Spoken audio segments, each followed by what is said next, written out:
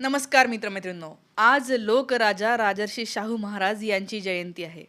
शाहू महाराज हे महाराष्ट्रातील आद्य समाजसुधारकांपैकी एक होते.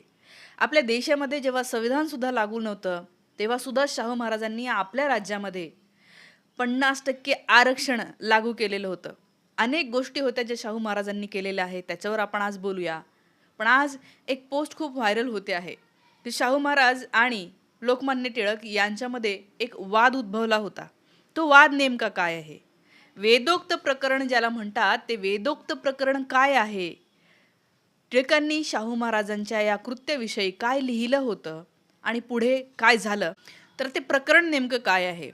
शाहू महाराज हे छत्रपती शिवाजी महाराज यांचे 11वे वंशज आहे. शाहू महाराज हे धार्मिक प्रवृत्तीचे होते. कार्तिक महिन्यामध्ये सकाळी उठून ते पंचगंगेवर स्नान करायला जायचे. या ठिकाणी आंघोळीला गेल्याच्या नंतर एक भट असायचा किंवा पुरोहित असायचा जो मंत्र म्हणत असायचा. हे नेहमीचं होतं की शाहू महाराज आंघोळ करायचे आणि त्यावेळेला बाजूला मंत्र सुरू असायचे. हे एकदा काय झालं तर 1899ला हे असंच सुरू असताना त्या ठिकाणी शाहू महाराजांच्या सोबत राजाराम शास्त्री भागवत हे त्यांच्या सोबत होते. आणि राजाराम शास्त्री भागवत यांनी ऐकलं की शाहू महाराजांच्या सोबत जो भटजी मंत्र म्हणतोय, त्या भटजीनी आंघोळ केलेली नाही आहे आणि तो भटजी हे पुराणोक्त मंत्र म्हणतोय, वेदोक्त नाही. म्हणजे वेदांमधले मंत्र म्हणत नसून तो पुराणांमधले मंत्र म्हणतो आहे, असं त्यांच्या लक्षात आलं आणि त्यांनी ही गोष्ट महाराजांना सांगितली. तर शाहू महाराजांना तर काही माहीतच नव्हतं की हे असं काही ते करत असतील.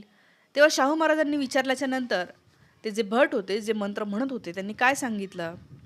तर भटजींनी सांगितलं की वेदोक्त रीतीने मंत्रोच्चार करताना आंघोळ करायला लागते आणि आंघोळ करणं आवश्यक आहे.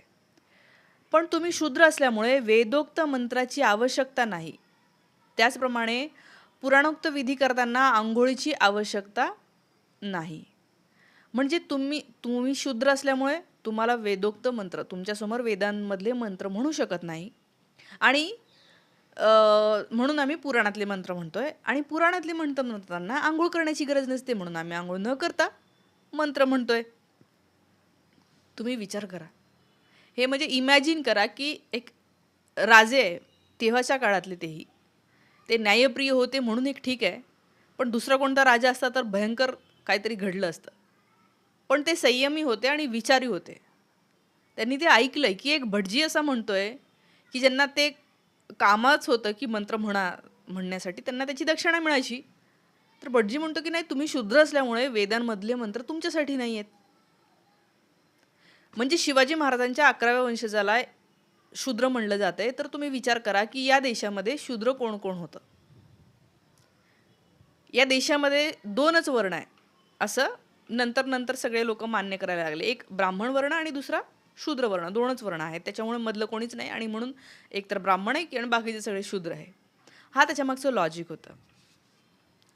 आता तुम्ही विचार करा, भटजीच्या तोंडून सर्वांगाची लाही करणारे हे वाक्य ऐकतानाही शाहू छत्रपती शांत होते.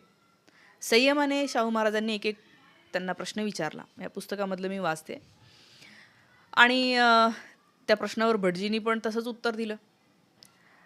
तर शाहू महाराजांना या नारायण भटजीच्या जे मुक्ताफळं होती, एक जोरदार वादळ उठलं, भयंकर राग आला, प्रचंड चीड आली, पण त्यांनी ते कंट्रोल केलं. सामोपचाराने आपण सांगून बघूया असं त्यांना वाटलं, परंतु ते काही मानायलाच तयार नव्हते. शाहू महाराजांनी म्हटलं की असं कसं, आम्ही क्षत्रिय नाही? शिवाजी महाराजांचा राज्याभिषेक झालाय, मग ते पण क्षत्रिय नाही आहे का? त्याच्यावर त्या भटजींनी असं म्हटलं की नाही, ते सुद्धा शूद्रच होते, त्यांच्यासाठी सुद्धा पुराणोक्तच मंत्र म्हटले, वेदोक्त नाही.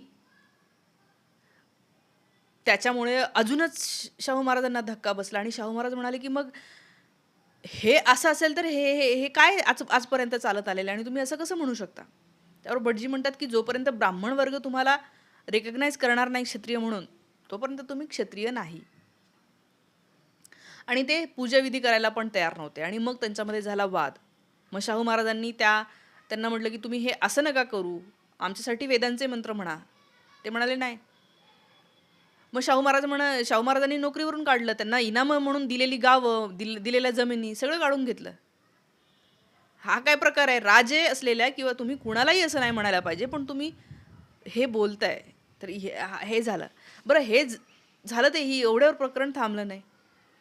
याच्यानंतर कुजबूज सगळीकडे पसरली. असा काहीतरी वाद झाला, असा वाद झाला. ती कुजबूज पोहोचली पुण्यापर्यंत. लोकमान्य टिळक केसरीचे संपादक होते. आता टिळकांना हे कळल्याच्या नंतर टिळकांनी खरं तर स्वातंत्र्य संग्रामात भाग घेतलाय. टिळकांनी खरं तर काय म्हणायला पाहिजे होतं, की अरे आता ह्याच्यातनं बाहेर पडा. शूद्र, अतिशूद्र, ब्राह्मण, ब्राह्मणेतर सगळ्यातनं बाहेर पडा. आणि काहीच नसतं. वेदोक्त म्हणा, पुराणोक्त म्हणा, काय म्हणायचं ते म्हणा. हे हे रॅशनली विचार करून असं म्हणायला पाहिजे होतं की नाही टिळकांनी. पण त्यांनी तसं नाही म्हटलं. आणि केसरीमध्ये त्यांनी एक अग्रलेख लिहिला. त्या अग्रलेखामध्ये बघा तारीख आहे 22 आणि 29 ऑक्टोबर 1901 आणि काय लिहितात ते, अलीकडे इंग्रजी विद्येने व पाश्चिमात्य शिक्षणाने संस्कृत झालेल्या मराठे मंडळीच्या मनात जी काही खुळे शिरली आहेत, त्यापैकीच वेदोक्त कर्माचे खूळ हे एक होय. म्हणजे हे खूळ आहे. वेदांचे मंत्र म्हणावं वाटणं हे खूळ आहे. ठीक आहे, खूळ आहे, बरोबर आहे. पण ते खूळ का आहे? तर मराठी असून तुम्ही वेदोक्त नाही म्हणू शकत. म्हणजे तुम्ही समजा टिळकांनी असं म्हणलं असतं की अरे त्याच्यात काहीच नसतं, नका म्हणू मंत्र. तर एक वेळ ठीकच नाही, त्यांना काय म्हणणं आहे, तुम्ही मराठी आहात तर तुम्हाला कशाला म्हणायचं, हा अधिकार तर त्यांचा आहे. पुढे काय म्हणतात ते, त्यापैकी वेदोक्त कर्माचे खूळ हे एक होय. बरेच दिवसापूर्वी हे बंड प्रथमतः श्री गायकवाड सरकार यांच्या प्रोत्साहनाने बडोद्यात सुरू झाले. बडोद्याचे जे सयाजीराव गायकवाड होते त्यांच्यासोबत पण सेम झालं. टिळक लिहित आहेत, त्यांनी पण बंड केला होता की हे कसं काय तुम्ही म्हणू शकता. टिळक म्हणतात त्यांनी पण ते खूळ काढलं, ह्यांनी पण काढलं. आता त्याचा संसर्ग कोल्हापुरापर्यंत जाऊन भिडला आहे. इतर ठिकाणीही तोच प्रकार होण्याचा संभव आहे. म्हणजे एक तर तुम्ही म्हणता की हिंदू म्हणजे कोण, जे वेदांना प्रमाण मानतात ते हिंदू, आणि दुसरीकडे तुम्ही काय म्हणायचं, नाही नाही वेदांमधले मंत्र मात्र हिंदूंसाठी नाही आहे, ते एका विशिष्ट जातीसाठी आहे. हे असं त्यावेळेला हे प्रकरण गाजलं, ते कोर्टामध्ये गेलं, कारण की हे साधं नाही आहे. आणि एका राजा असलेल्या व्यक्तीला जर का हे असं ऐकावं लागत असेल, तुम्ही विचार करा. ते परत म्हणतायत तरी त्यांना परत उत्तर दिलं जातं की नाही. तर विचार करा सामान्य जनतेसोबत त्या वेळेला काय व्यवहार होत असेल. सामान्य जनतेला कशा प्रकारे किती जातीभेदाने ते पाहिलं जात असेल. आज खरं तर नाही आहे तेवढं कट्टर, खूप चांगलं आहे. भारत स्वतंत्र झाला, संविधान आलं, आपण लिबरल झालो, या सगळ्याच्यातनं बाहेर पडायला लागलो. परंतु परत एकदा त्याच्यामध्ये पडू शकतो का भारत? तर आता तसं दिसतंय. सगळीकडे सोशल मीडियावर जे काही येत आहे की एका पर्टिक्युलर जातीचे जीन्स म्हणजे काहीतरी भारी असतात. मग सगळ्याच जाती आल्या त्याच्यात. अनेक लोकांना वाटतं की आमची जात भारी. हे जे आहे याच्यामुळे परत एकदा जे आहे ते हे असा काळ येण्याच्या शक्यता आहेत.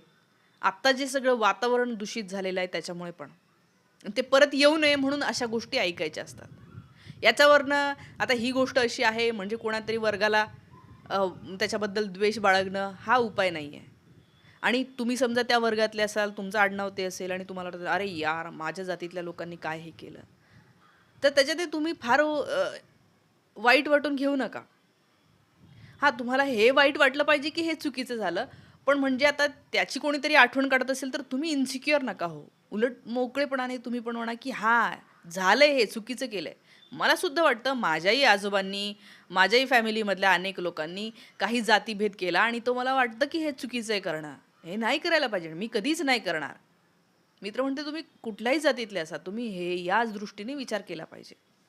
आणि आता आपल्याला खूप चांगलं राहायचं आहे, सोबत राहायचं आहे, मिळून राहायचं आहे. खालचं वरचं, वरची जात खालची जात असं सगळं याच्या बाहेर येऊन राहायचं आहे. आणि आपण त्याच्या बाहेर जितक्या लवकर आलो ना, तितक्या लवकर देश पुढे जाईल. म्हणून शाहू महाराजांनी